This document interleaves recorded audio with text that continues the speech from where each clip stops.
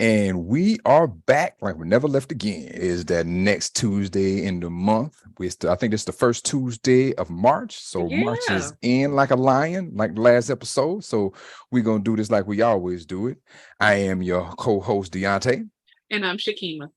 And we are the Dunlaps. With the Dunlaps. Yes, we are. Welcome back. Welcome back. Thank you for Hey, joining. How y'all doing? How you doing? How your mama and them doing? Yeah. All right, my love. So what's on? Let's talk about what's on the plans for the day. Or do we want to kick it off with our traditional starts or with the moment with the today in history? Well, I'm just gonna say this, okay? Today has been one of those days. Yeah. Right? Throwback to Monica, right? It's just one of those days. Just one of them days. Listen. And yeah. So part of our journey together as Team Dunlap is that when times get hard, we get harder. And we kick in and do what needs to be done. We squat up till we get through it, right? Absolutely. And I think I've always been pretty good, and I will say that I think you've always been pretty good at kind of focusing in and pressing our way.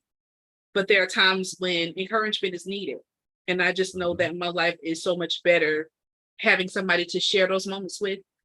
And over the years, we both have developed some strategies, some things that I think that we could share, some wisdom that I think that we could share that might benefit our audience. And so that's what we're talking about today, like soul food. You know, it's like what we say in, I like to, since most of my understanding in life came through, fighting, box smarter, learn how to box smart. That's good.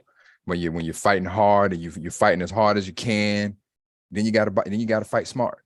You gotta pick when you explode, and you gotta pick when you're strategic. Mm-hmm. So, and I think that's a great segue into into our topic today, and that's the feeding of the soul. When you're fighting with life, and you're fighting as hard as you can, and when your reserves is getting low, you've been to the well several times, and you got to replenish. And so that's when you got to feed the soul. That's when you got to feed that inner self. That's really that can be really difficult to reach at times. And there's nobody who can escape those moments, right? Like no matter how smart you are, no matter how wealthy you are, no matter how gorgeous you are, whatever, those time and chance happens to us all, right? And there's not a single person on the planet who can escape the rate. It comes. It falls on the just and the unjust, right? That's what the word says. And so we stand on that, just knowing that no matter what comes our way, we're well able, to overcome it and get through it. We know that we can do all things through Christ who strengthens us. And so that's who we are as Team Dunlap. And we just thought it might be great to share some of these strategies with y'all, because somebody under the sound of my voice today is going through something. Absolutely. Maybe not everybody, but somebody's definitely going through something. Yeah. Go ahead, baby. I'm sorry. No, you go. No, I was just gonna say, sometimes you just got to explore the topic. You just got to get it. You just got to get in there and find those jewels, because it's not always apparent, because the crying out of the soul, the pain of the soul isn't always apparent. It's not like a scar or a cast you can wear or a band-aid you can wear, and it's visible, and sometimes, it's not something that you can easily touch. And so sometimes those owies, you don't know that they're there. And if you're and a lot of times it's about awareness. That's good, baby. Simple awareness, what's going on with me, and sometimes when you can't readily answer those questions, it's because your soul is crying for something. It's because your soul is hurt. If you're feeling pain that you can't explain, it ain't on the outside, man. It's somewhere within, and you got to explore. And if you're not used to it, that can be a pretty challenging task.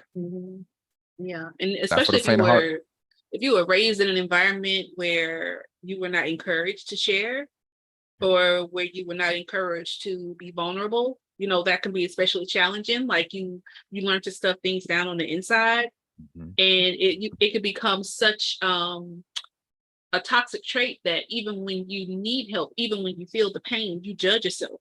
Yep. You shame yourself. Yeah, for feeling the pain. And it's like, you think I should be tougher than this, right? And maybe theoretically you are tougher than that. But after years and years and years of repressing and years and years and years of ignoring and just pushing through and, carrying that load on your own, that's going to take a toll on even the best of us, right? Absolutely. So what your strength is, what your capacity is in a normal instance is not the same as it is after you've been going through this 10 years, 15 years, 30 years, 40 years, right? Right. You have accumulated so much baggage and so much traumatizing weight that you're going to find yourself in a break. And, you mentioned about, the environment, and if your environment, not only discourages expression, but encourages suppression, that encourages you to say, suck it up, man up, be an adult, grow up, you tougher than that, that's it. And so you like you say, you pick up these habits that can over time, in the beginning, it seems all and well because you seem to be overcoming fears and things of that nature. But over time, it becomes self-destructive because if you're, like you said, if you're carrying around that baggage and that trauma, at some point it's going to become toxic because it's going to stack. And when you stack bad stuff on top of bad stuff, you get more bad stuff.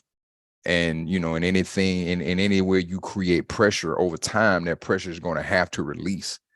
And if you're not used to expressing and you're used to, suppressing everything, at some point, it's going to come out. It has to, pressure, because the point of pressure is to release. That's the point of pressure.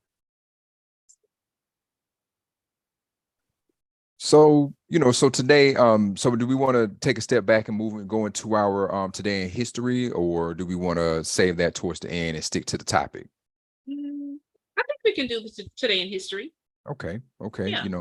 Just to keep, just to stay on tradition, stay on trajectory to how we used to, but it was good that I'm glad that we went into that, that early summary of what today is about. I think it was worthy of that. And I think today in history is kind of connected to that. So we talked about like traditions and, generational ways of handling things. And so today is the actual anniversary. March 7th, 1965 is the anniversary of Bloody Sunday, the civil rights activists who were attacked, brutally attacked in Selma, crossing the Edmund Pettus Bridge. So on March 7th, 1965, state and local police used billy clubs, whips, and tear gas to attack hundreds of civil rights activists beginning a march in Selma, Alabama, to the state capitol in Montgomery. The activists were protesting the denial of voting rights for African Americans, as well as the murder of 26-year-old activist Jimmy Lee Jackson, who had been fatally shot in the stomach by police during a peaceful protest just days before. The march was led by John Lewis of the Student Nonviolent Coordinating Committee, or SNCC, and the Reverend Hosea Williams of the Southern Christian Leadership Conference, the SCLC. Shout out to Atlanta, home team. ATL. Both of those men have represented us well in the ATL, so we appreciate you. The marchers crossed the Edmund Pettus Bridge and found themselves facing a line of state and county officers poised to attack. While demonstrators did not promptly obey the officers' orders to disband and turn back, troopers brutally attacked them on horseback, wielding weapons and chasing down the fleeing men, women, and children. Dozens of civil rights activists were later hospitalized with severe injuries. Horrifying images of the violence were broadcast on national television, shocking many viewers and helping to rouse support for the civil rights cause. Activists organized another march 2 days later, and Dr. Martin Luther King Jr. urged supporters from throughout the country to come to Selma to join. Many heeded his call, and the events helped spur passage of the Voting Rights Act of 1965, 3 months later. History. And the reason why I say those things are kind of connected for me is because I think about the pain and the suffering that our people have experienced in this country. And to go through something that traumatic and then to come back 2 days later. Right. and just be like, brush it off. We have this work to do, not even having the opportunity to take a moment to mourn, to process. Yeah.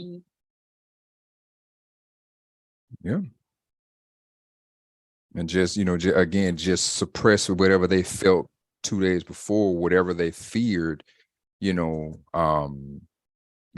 has to be a tough thing that, that has to have, lifelong, impact, lifelong ramifications, for, not, for, not processing and stuff. And who knows, they may have sought therapy, between then and now. But if you think about, within that, I'll say with, 2 or 3 years, even after that, to be, still battling with some of that stuff internally, and not have, and if you don't have anywhere to, to express that, or to offload that, and to counter, and most importantly, to counteract it, the soul food aspect, to rebuild you where you've been torn down, because I know situations like that is not only damaging to the physical self, but it's also damaging to your inner self, your spiritual self. It's a really deep thing, for lack of a better word. It's really deep. It's, physical violence not only goes, it goes beyond the skin, and then it leaks into the psyche, and it can affect you for the rest of your life, if you don't, if you suppress it, and you don't, you don't handle it as you should. And back then, Black people didn't go to therapy. Yeah, we do, They couldn't afford therapy it. is, That's the first yeah, thing. Most of them didn't even have like a health insurance to be able to pay for that. And even with the health insurance, unless you have one of the kinds of coverage that covers the entire amount, who most of us can't afford $120 an hour, $135, $150 an hour, right? So like, no matter, there's a huge wealth gap mhm. in this country. And so even if we wanted to have access to mental health providers, most people can't afford it. And so now you have programs like, Better Help and things like that. You have some companies who provide employee assistance programs for their employees and their family members. But back then, Yeah. And then to want to even trust somebody, with, that level of, information, that's something that, again, is a relatively new phenomenon, for people that look like us, because therapy, wasn't something that, I know I didn't grow up hearing about therapy. Therapy was something that, you heard about on, sitcoms. yeah. You heard about psychiatrists and, psychoanalysts and, psychiatrists. You hear about them on TV, and then college applications, but you don't really, see them in practice. It wasn't until I became an adult that, I, first had my experience with a therapist. So, And I think even now, like as an adult, like therapy can be dangerous to some of us, like you go into the therapist and people, I always believe the best, right? So like I believe in when you go into a therapist, and I think they want to believe, right, that they can separate how they feel about you as a Black person from their ability to do their job. right. And I believe they really want to, right? I'm gonna go ahead and just say that. I'm gonna believe the best. But when you find yourself in a situation and you're expressing, your you're expressing your pain, you're expressing your feelings, and at the root of most of it is racism in some form or fashion. And then it becomes, can I trust this person to tell them how I'm feeling about this? Like, or some of their feedback to you is riddled with, okay, I'm offended by the fact that you feel this way about people like me, right? So then it Right. becomes personal, where your therapist is like trying to defend themselves against people like you. You know what I mean? Like that you can't even be vulnerable. You're still kind of measuring, your words, because you're like, how much of this can I say to you? Right. You know, without you taking this personally, or will you understand when I try to explain to you how microaggressions make me feel? That's not something you've ever encountered, right? And that's not even something that they taught about in schools for the most part, right? Like we're still debating about whether or not teachers should even know how to deal with stuff like that. Right. And so, you know, that is a danger. And so you're in like the most vulnerable space. And to have someone who is not, you know, not even culturally sensitive, you know, like they're not even at that place of like culturally competent. They're just not even culturally sensitive. And then you're already feeling vulnerable. There's the stigma that you carry with you when you go to therapy, because most of us grew up thinking that was, you know, Black people, you go to church, you pray, right? We don't do therapy. We don't, you know. And so if you're not prepared for that, you might need therapy from the therapist. Yep. And it's hard, you know, to, you know, it's like to, because it's trust, you know, to be truly vulnerable. And when you, especially when you're expressing things from the perspective of race, when you're expressing things about, you know, something that someone may not have any real or cultural reference to. Yeah. And then, like you said, and especially if they take it personal, if they're listening to just your words and they're focused on themselves as opposed to what's happening, you know. And I've had some situations, I've had some, in my experience with therapy, you know, I've had some situation where some questionable interactions, some questionable responses that kind of, you know, made me feel a little off, you know, a little concerned, like, should I have shared that? You know, did I just, you know, what did I just set myself up for? What did I expose myself to? You know, but the good thing about it is, you know, they can't share anything outside of, you know, they can't share anything without jeopardizing, you know, their credential. But again, if you never had that experience, you don't know that. You don't understand, you don't know what an NDA is. You don't know what that is, that agreement between you and the therapist, you know. And if you never, you know, you don't know about that, you know, why would you ever go when, you know, especially if you had, you know, rough experiences with doctors in general, you know. So yeah, it's a really complicated thing when you lack exposure, you know, and exposure, you know, generally exposure is based on how much you can afford. And if you can't afford a therapist, you know, then guess what? You're not gonna, you know, you're never gonna experience what it's like. You Well, know, I'm interested in talking about some of the strategies, but tell me what you got for today in technology industry. today history was huge in the world of telephony. Huge. Okay. Um, so today in 1876, Alexander Graham Bell receives a patent for an improvement in telegraphy, which later came to be known as the variable resistance telephone. Okay. Awesome. That's like, I mean, I think I can like surmise what it might be about, but that sounds like above my head. Can you please explain yourself? So basically it's he basically received the patent for the telephone, you know, an improvement in telegraphy, you know, where, you know, we were doing telegraphs where we were actually sending people, you know, where we were, you know, sending communication differently versus, you know, where we're now speaking across the wire. Where we're now speaking across the, you know, where we're now speaking to, where we now have dial tone, and, you know, we have operators connecting, you know, when they were using the switchboard to connect people, you know, to make those phone calls across the wire, across copper wires. And so then we have the and I believe the variable resistance telephone is the rotary. Okay. That's how I first learned how to dial. You know, let me double check that. But I'm pretty sure that's what that is. Let me tell you something. I remember being so, you know, Dad was at Fort Bragg when I was little. And I remember being all the way up there and knowing how to call my grandma in East Point on the rotary phone. Mm-hmm. And I remember, listen, you know how to find your help.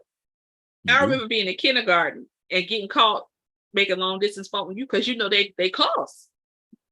Mm-hmm. And I remember my mama coming in there catching me on the phone with my grandma. And I don't even remember how long I had been on the phone with her. But I knew how to call my help, baby. I knew how to find Gladys. If I couldn't find nobody else, I was going to find Gladys May. And Absolutely. I remember, and those rotary phones, if you miss one digit, you had to start all over. So do you know how a kindergartner knowing how to dial long distance? Mm-hmm. Yeah. So it wasn't quite the rotary phone, but it was the phones where you had to pick up and. So I'm not quite sure okay. with the. So you know what? I remember that movie. What was it called? Road to Perdition. Yeah. Where they were like patching me through. Mm-hmm. Yeah, the patch throughs. Mm-hmm. So I'm not familiar with this antiquated level of telephone technology. I see it on movies though. So like when I've you had watch those mob movies and stuff like that. That's how the phones were. Absolutely. So yeah, those are with those types of phones. Yeah, I've never even seen those almost in my lifetime, so I wouldn't be familiar with that. I'm not a historian when it comes to the hardware. So that's interesting. Okay. But also today in history, this was in 1926, 50 years later. Exactly 50 years to the day that Alexander Graham Bell received a patent that made the telephone possible. The first transatlantic telephone call was made from London to New York. Wow. Using radio communication technology because phone voltages were too low to transmit through underwater transatlantic cables. Commercial service would start less than a year later on January 7th, 1927, at the cost of $75 for the first 3 minutes. What? Almost $100 call. Back then, that was a lot. Okay, so but I'm that's gonna say a this. grip. I'm still fascinated by the fact that somebody had the wherewithal to put cables up under the water. That's a lot. You went across the ocean, right? And so like now it's cables across the oceans just so we can call. Like, listen, the things that people come up with. That's why I admire your brain so much because I can spell whatever you ask me to. I promise, right? I could probably write a story about it, maybe even a poem. But that some of that stuff, I'm like, yeah, that's too I'm lacking the brain capacity for some of that stuff. Yeah. I don't, it's a really fascinating history. You look at where we are now, where we're essentially talking through the air. And at one point in time, there was some incredibly brave people that laid cable from, and can you imagine over time how much cable is actually down there? Yeah. At this point, I'm sure they have fiber across. They have, massive, runs of fiber across the bottom of the ocean. Wow. It's fascinating. It's a fascinating history. And speaking of which, I just want to give a shout out to our listeners. So like y'all, we are just sitting here minding our Black business in Austin, Texas. And people from all over the world have been tuning in to our podcast. I just want to give a shout out to our listeners. So Dunlap doesn't do it, but I do it. I look at the heat map sometimes just to see where people are tuning in from. Y'all, Dubai, several cities in Greece, several cities in Belgium, Senegal, Colombia. They're just Australia, like 2 different places in Australia. Y'all, this is just blowing my mind. Turkey, just different. Y'all, like it's such a blessing. It's just such a blessing. And I just want to say, like, sometimes it feels as if you're treading water, right? Like you're like wondering, is anybody actually getting this? Is it making a difference to anybody? Can anybody hear me? If a tree falls in the woods, forest, and there's nobody here, does it still make a sound? That kind of situation. And so paying attention to things like that, to me, it just affirms, right? That when you're doing the right thing for the right reasons. And, our goal for doing this is not to like become famous or anything like that. Like we just really want to engage each other in conversation in ways that edify the people who tune in, have some guests on every now and then to promote whatever they're doing in the world. Really, that's it. We just love having these conversations and love, having conversations with you all about it after you listen. It's the biggest blessing. And so I just want to say that wherever you happen to be tuning in from, whatever day or night you happen to be listening, we thank you so much for giving us your time. Absolutely. Absolutely. And I'll second that appreciation. And that's a really good segue back into our main topic. And that is the food for the soul, that soul food, to know that despite our borders, we're touching individuals across the globe, and it's like you said, it's really affirming that, we're not just speaking into a vacuum. We're actually, we have people tuning in. We have those who find what we are conversating about, to be useful, to be fruitful, to at the very least be, somewhat entertaining, and it's a really gratifying feeling to know that you've reached someone, especially, those who may not even speak your native language, where English might be even their second or third language, and they're tuning into what we have to say. And so it's we do want to extend that appreciation, and so jumping back, digressing to the original topic, soul food. What feeds your soul? How do you know when the soul needs nourishment? That, I guess that's the first thing. How does one know?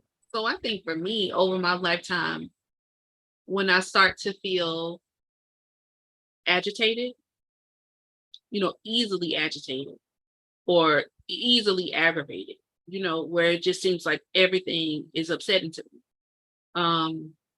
Or, like the slightest little things just get on my nerves. That's one symptom. I think another one is when I stop feeling like, how I feel like it's the doldrums almost of life, where like there are some days when you feel like you are really progressing and you have a sense of accomplishment, right? Like you wake up and you know exactly what you're getting up to do. You feel a sense of accomplishment, like you are, checking things off your list that are meaningful. And then there are just some days when you just barely made it through, right? And that happens. It's okay for that to happen. But when that happens consistently over a span of time, then it starts to weigh on you. I agree. It starts to weigh on you. And so, like, if you're not careful, you'll look up and several days, months, even years, some people decades have gone by, and you still don't feel this sense of excitement or joy about, what you're doing. I think another thing for me is when I start to feel bitter. Oh, that's bitterness. When I start to feel bitter, like I'm starting to be resentful about having to do things for people or help people because I'm wondering if I'm receiving a return on my investment, and that could be at work, that could be anywhere, that could be with the kids, because the kids can't ever give back like what their parents give, but their part in it is gratitude, right? So like part of it is just to do the best you can every day, whether it's at work, school, whatever, but at least show some gratitude and some respect, right? And so when you get in that space of like, you love your children, but you're like, you ungrateful, that's when you got to be mindful, because if you keep your eyes on other people, if you look for other people to reciprocate, whether it is gratitude, respect, whatever, then you hold them accountable and responsible for your joy. And that's too big of a responsibility to give to somebody else. And so to me, those are the signs. I think for me, another sign is when I feel like I'm not resting well. Where when I do sleep, it's only after kind of like my body has just passed out. Like I couldn't really quiet my thoughts enough to get to sleep. And then the next day I'm tired because I didn't rest well. So it's like hard for me to get up, or when I feel a sense of dread of going to what I got to do the next day. Like for me, those are the things. And I think probably for me, the last telltale sign is when I start to isolate. When I start to isolate because I don't want to be bothered with. Right. You know, like sometimes I don't even want to be bothered with myself when I feel like that, you know, but I'm the one person I can't run from. So when I get quiet, you know, like I tell people who are close to me all the time, like, if I'm talking to you, life is good. When I stop talking, that means I'm going through something. So if you don't hear from me for a while, is, you know, don't, how some people are like, if I don't hear from you, I know you're okay because you call when something's going on. I'm the opposite. Right. When stuff is going on with me, I go off by myself. I call it my cave time, and it reminds me of Elijah going into the cave. Like I go into the cave and I figure out what's going on with me.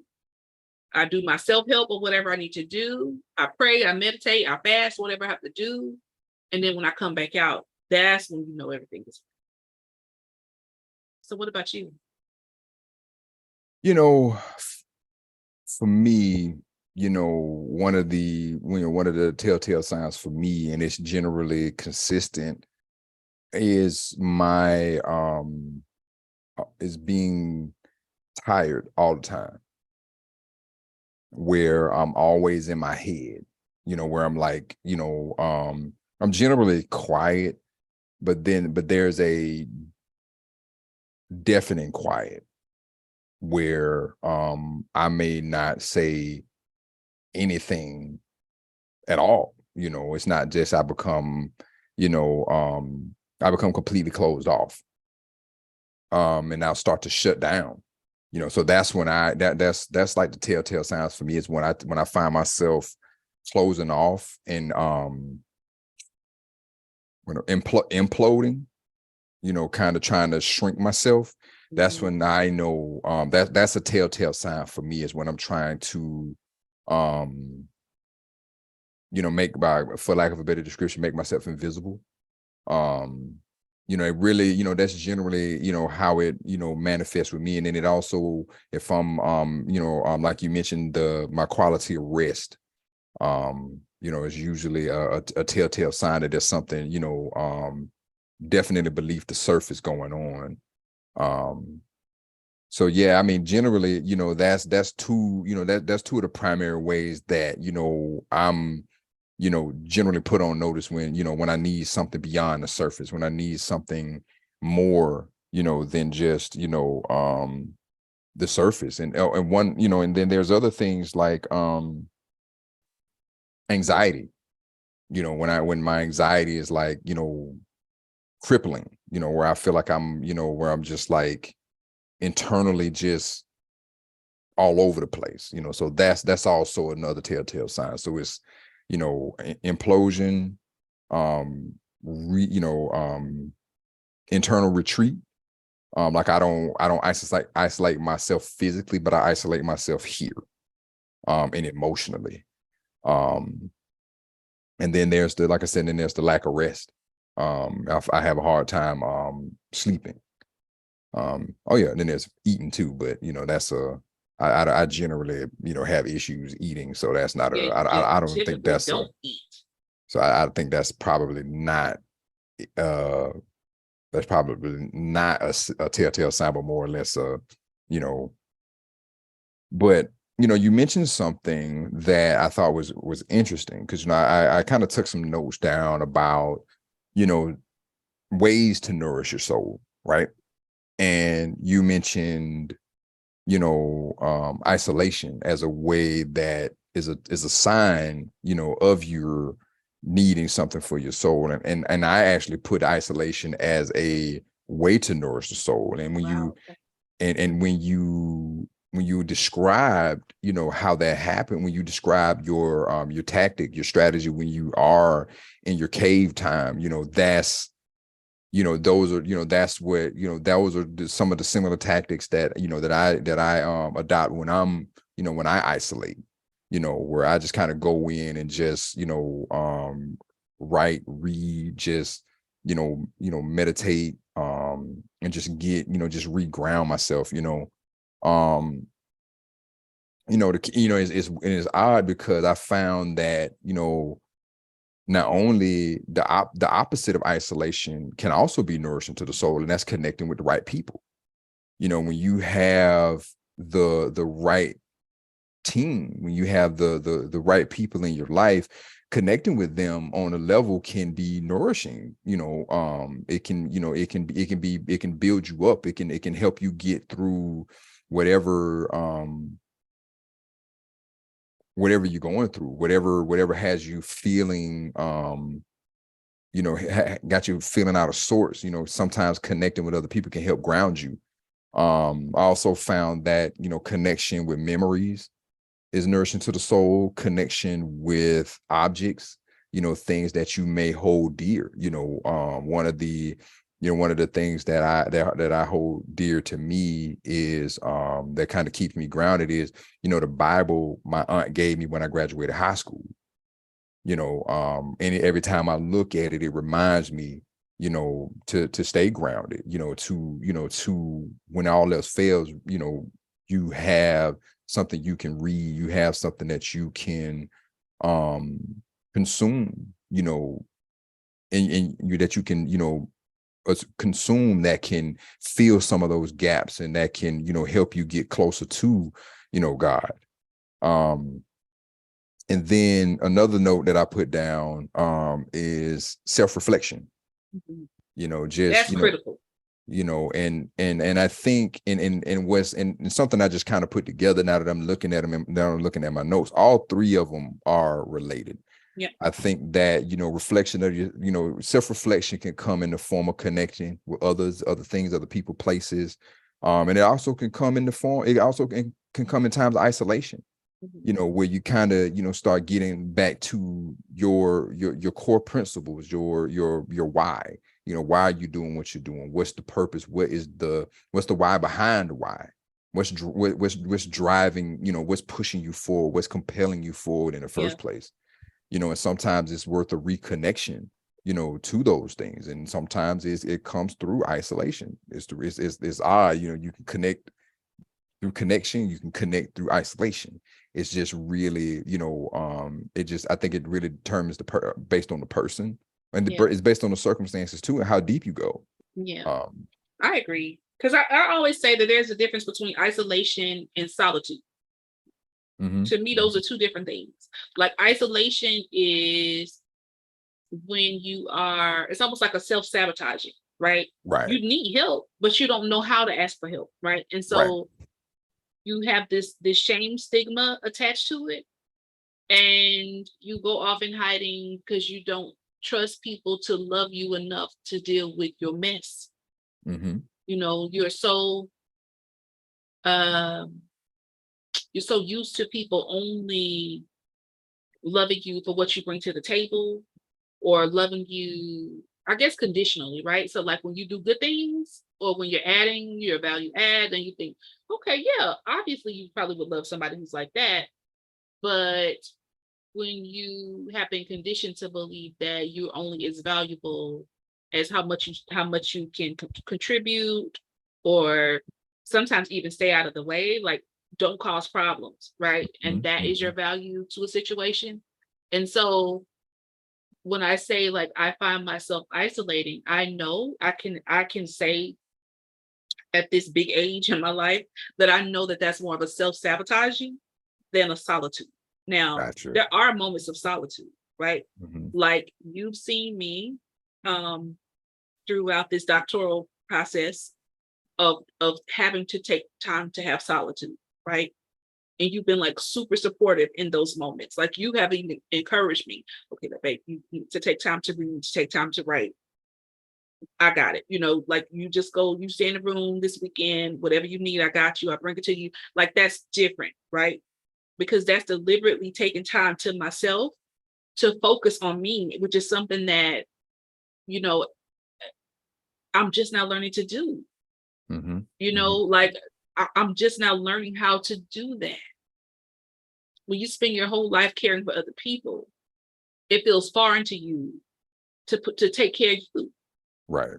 And so I'm just now learning how to do the solitude thing. Like I'm the kind of person that has struggled my entire life with like eating by myself in public. You know, like I would Right. just like, I'm not taking myself to the movies. I'm not taking myself to eat. Like if I don't have anybody, I'll DoorDash or I'll buy a movie on, you know, was Yahoo now, used to be Google Play, but that's my style, right? Because I've always had my children, I've always had my siblings to care for, like I've always had somebody else to care for. So I've never even had a time in my life where I was by myself, you know? Mm-hmm. Mm-hmm. And so when you skip that healthy part of adulthood that includes aloneness, then you sometimes don't know how to deal with those types of situations. So I'm Right. just now in a place now where I say, you know what, babe? I'm gonna take myself to lunch. While you at the office today, I'm gonna get up and go. I'm gonna go to somewhere and have a steak. I'm gonna go do this and go do that, you know. Um, so yeah, I'm just learning. Your love has been so healing to me. You know, it's medicinal. You know, like the way you allow me to see myself, you understand me in ways that help me understand myself better. And so when we talk about healing through connections, it has to be the right kind of connections. Mm-hmm. You know, because you can't trust everybody with your pain. You can't trust people to not bring it up later. You can't trust, you know, it's connecting with people has a lot to do with safety. Yeah. And you know, you just have to know that and that comes through time and experience, you know, because I'm the kind of person like you let me know one time I can't trust you with my pain. I'm not telling you nothing else. I'm not coming back. I might talk Right. to you about something else, but you won't get too many opportunities to do that, you know. Right. And so I don't know if that's healthy or toxic, but that's what it is. But then you also have the notion of not just, you mentioned about value, but then you also have the notion of being judged. Mm-hmm. You don't, the isolation, and the lack of connection can come from being discontented with being judged. You don't Yeah. want to, you don't want to make yourself vulnerable to someone and they judge you. So that's one of the things. That's why I was saying the connection with the right people. Yeah. Because I believe that the when you have the right connection, the right person, right, and just the spontaneity of the conversation and the exchange of ideas are what feed your soul, because it gets you outside of your own head. It gets you thinking not just about your issues, but about yourself differently. Yeah. Mm-hmm. Because you talking, you conversating, exchanging with somebody who don't judge you. They enjoy your company. They don't want anything from you but you to be your best. And and this, you have good people who will bounce ideas, but have you tried this? Or they connect with you and they empathize. And when I was, I had something similar happen, and this is what I did to get through that. And it again, though, that exchange, that sharing, and that exchange of ideas, that vulnerability, like you said, that sense of safety, the sense of belonging, that's what all people want, really. Yeah. Is to feel like, yo, I'm safe here. I can hurt and not get hurt again because I said I was hurt. Mm-hmm. And because people think, well, I was just telling the truth. That's one of the most BS things in the world, is for people to be nasty to other people, is to hide behind honesty. And it's so deceptive. And it's like, no, you use that as an excuse to be a jerk. Use it Yep. as an excuse to be a douchebag. You use that as an excuse to hurt people, to kick people while they down. Yep. You just say you just being honest. But real connection is someone who can meet you where you're at, and feed into your soul, positivity, affirmation, confirmation, not validation, Right. but affirmation, affirm you, confirm you, make sure you ain't crazy. yeah, that was really messed up that happened. And it's okay that because that happened, that it affected you like this. And that gets you out of the space of shame. Yeah. That gets you out of the space of resistance, because it's resistance that holds us back, that keeps us like, I'm not going to say anything. But once you get that permission to say, okay, I'm hurt, and somebody says, you know what, but something like that, you probably should be hurt. That's not, I mean, if it didn't bother you, it probably didn't matter that much to you, so it's with the right connection, it can be really, really nourishing to your soul, because real soul food should fill you up and not deplete you, and anything and if you go to a conversation and if you leave with less than what you came with, I don't think that's not a really fulfilling relationship. That's a really one-sided relationship. That's somebody, you might be dealing with an energy vampire that's sucking you instead of feeding your soul, they're sucking your soul from you. And I think part of that is when people don't even know how to process emotions, or like know how to hold space for somebody, right? Like, so part of that process is, okay, if that were me, maybe it wouldn't affect me like that, but I don't have to tell you that. You know what I mean? I don't have to say that to you. I don't have to say, suck it up, get over it, or do whatever, like, for me, that's a shaming and condescending statement. And I have just spent so much time in my life battling shame. I'm not interested in dealing with that anymore. And so when you hold space for somebody, sometimes you don't say anything. You don't quote scriptures to them. You don't do that. I have had, and this is coming from me as somebody who is an actual licensed and ordained minister. I have seen people use that Bible to beat people down so bad. And one of the things that I do is I read the room. Yeah. Everybody don't want to hear my scriptures. There's a time and a place for that, right? And so I know some people are like, well, that's all I got is I got Jesus and I got God and I'm gonna give it to him. And it's like, baby, that some people have been abused in the church. Some people have had so much pain in their life that they still are having a hard time with even believing that a loving God exists. Because if that existed, then why did all this happen to me? Things that we can't even explain, right? There are some things that you cannot explain. And there are some things that just don't appear in the Bible. I remember watching a story about girls who were being sex trafficked. And the people who were holding them in bondage lived in a wealthy suburban neighborhood, just like $1 million homes. But these girls are being held in the basements, and they were being held in cages like animals, right? And there was like cardboard boxes covering up the cage, so they were in darkness most of the time. And then the people who would abuse them would come in and use strobe lighting. And do you know what they were saying to them when they were flashing the strobe lights? They were reading the Bible to them. They were saying, I'll never leave you nor forsake you. I'm the Lord your God. And so when those girls were rescued, the first thing they wanted to do was take them to a church to help them heal. And the girl said, every time I heard people speaking the word of God, I wanted to run because I was afraid that somebody was going to abuse me. That was the most painful thing to me, to hear those words, right?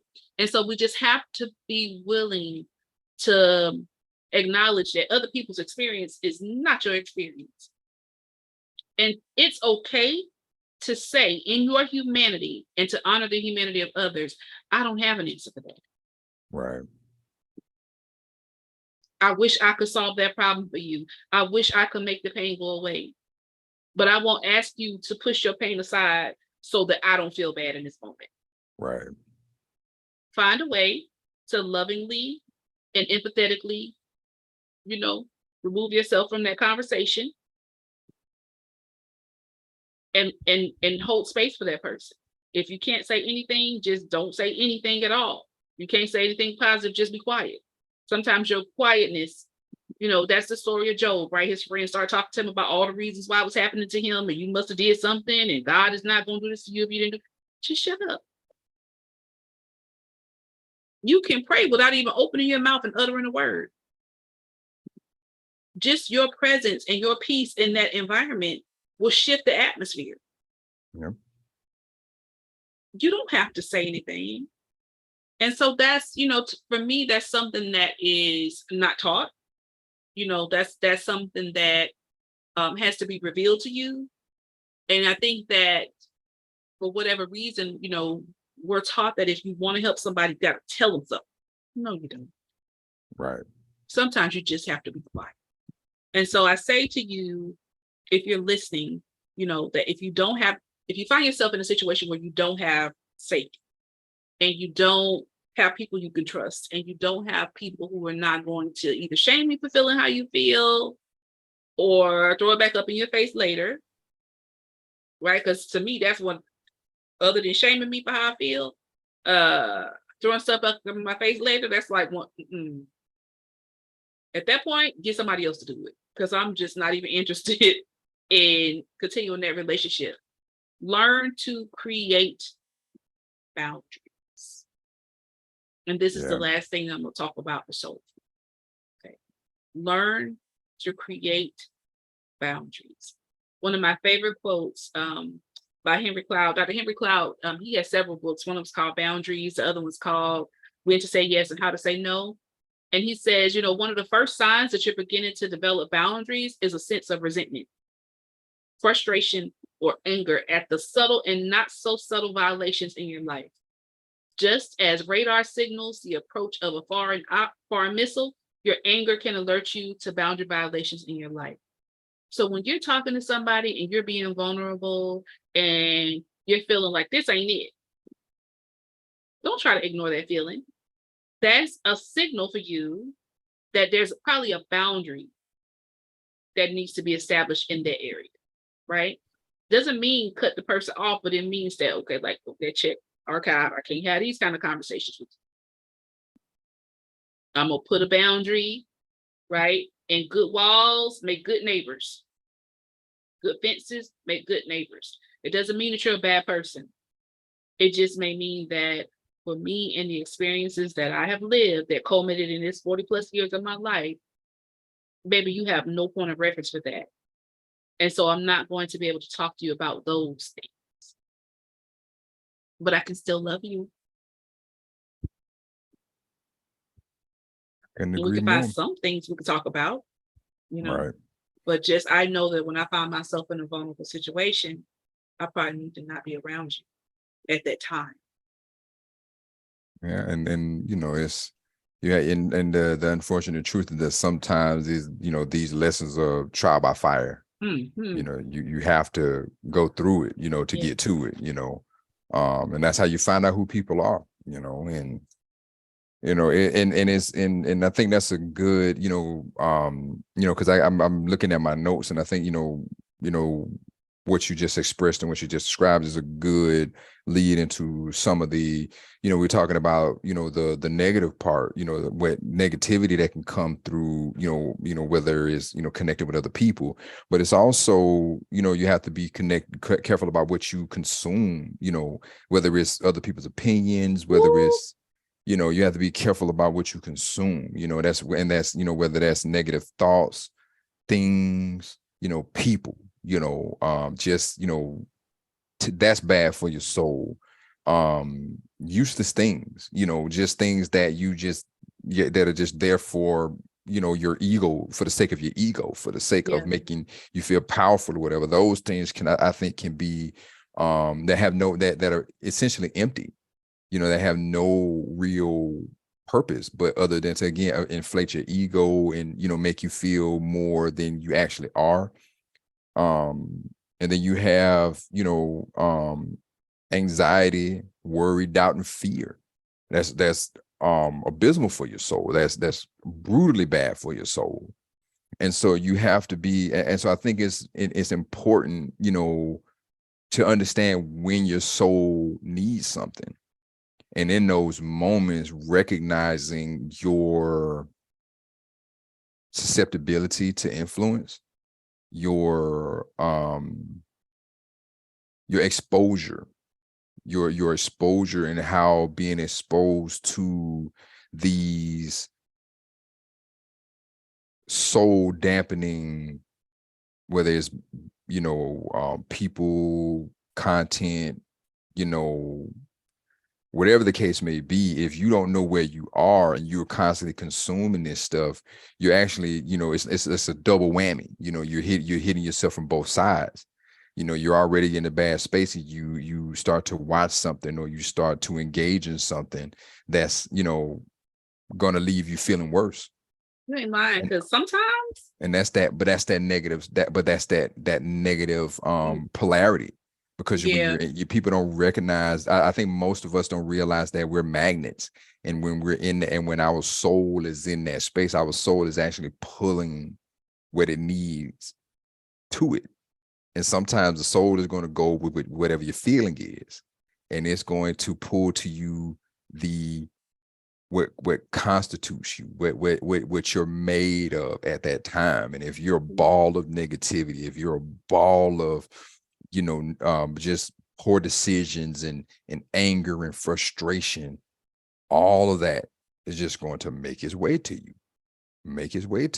A prime example, it happens to me all the time, anytime, and this is a small microcosm of the bigger picture, but I'm in my car. If I'm in my car and I get cut off and I let that flip my switch, and especially, like, let's take a couple steps back. I had a rough day at work. Yeah. And, I had a rough day at work. I'm already in a bad headspace, right? Rough day at work. I'm in the car, cut me off, and I lose it. And then it seems like every 30 feet, someone does something similar.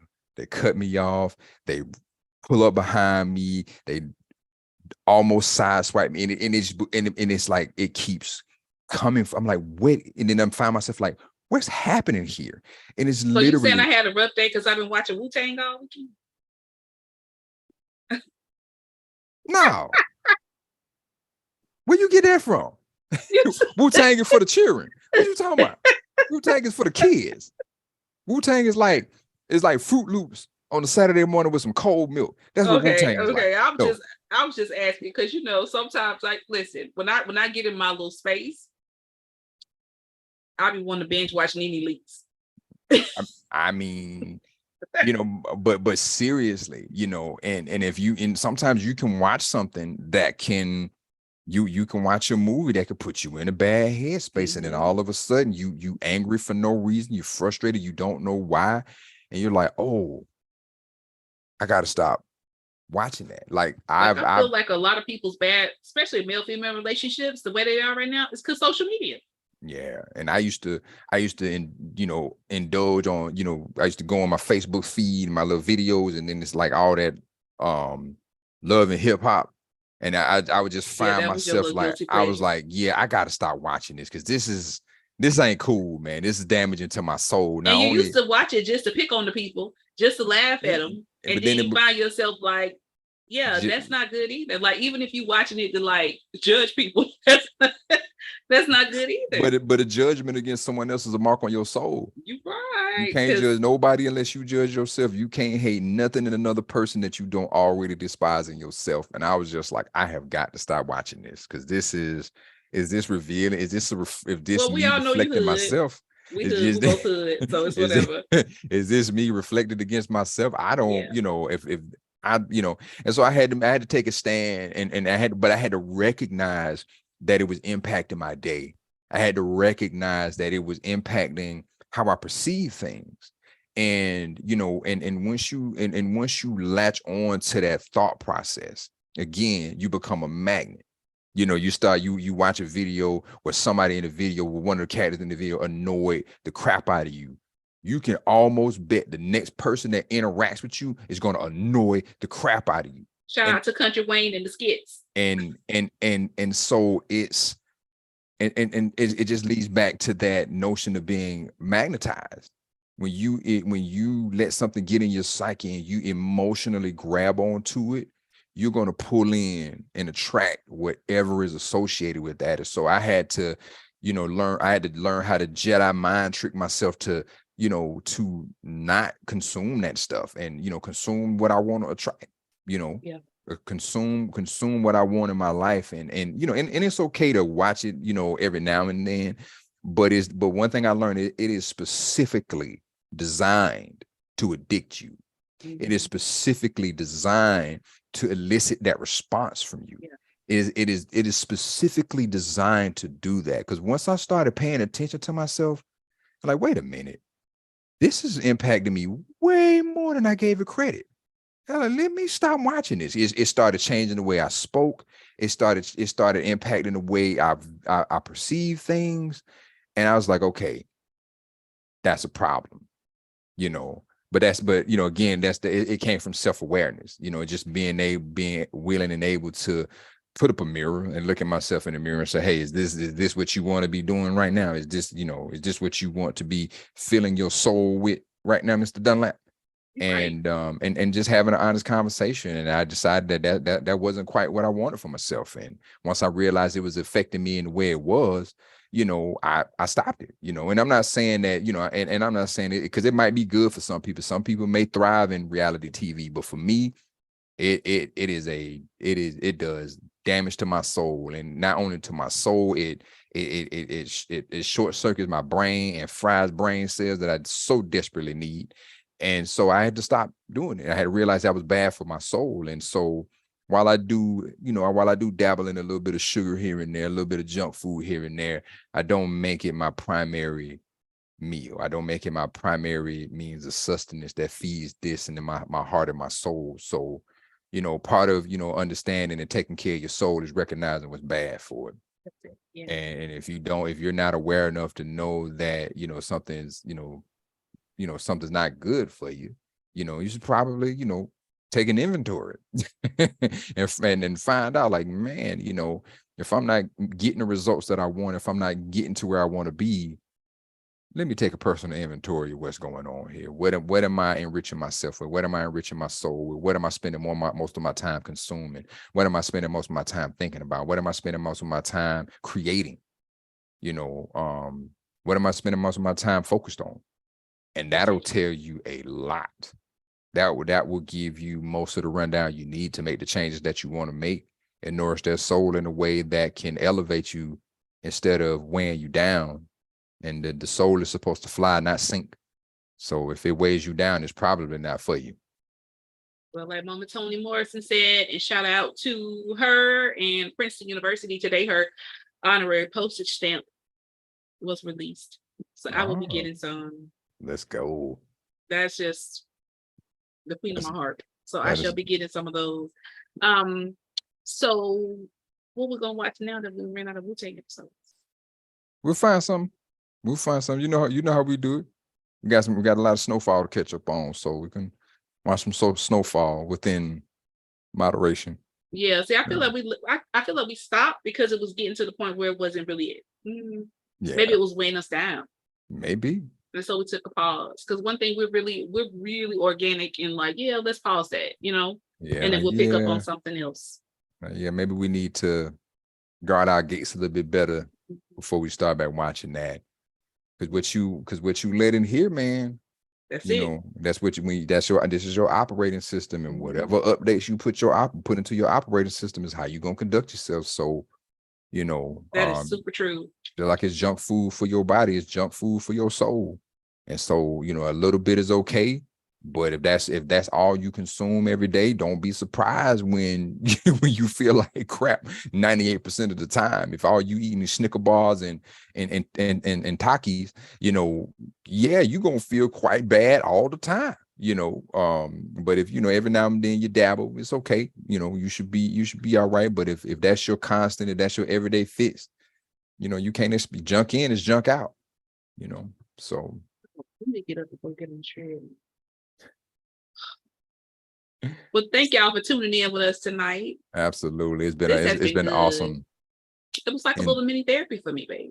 Enriching for the soul, that's what we hope to do, is we're looking to, enrich and build and grow, because that's where life is, right? If you ain't growing, you ain't going, and the soul is the seat of creation.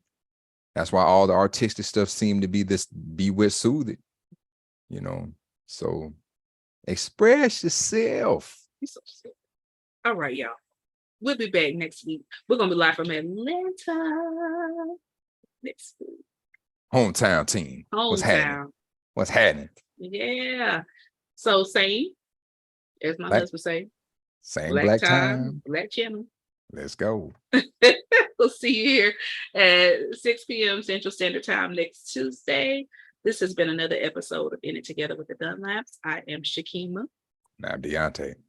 That's my booski. We're the Dunlaps. She's my booski. We are the Dunlaps. Yes, we are. All right, y'all. Podcast coming up soon. Catch us on Spotify, iHeartRadio, Amazon Music, Samsung Podcasts, wherever your favorite streaming platform is, and the live feed will be on YouTube. See you soon. Take it easy. Bye, y'all.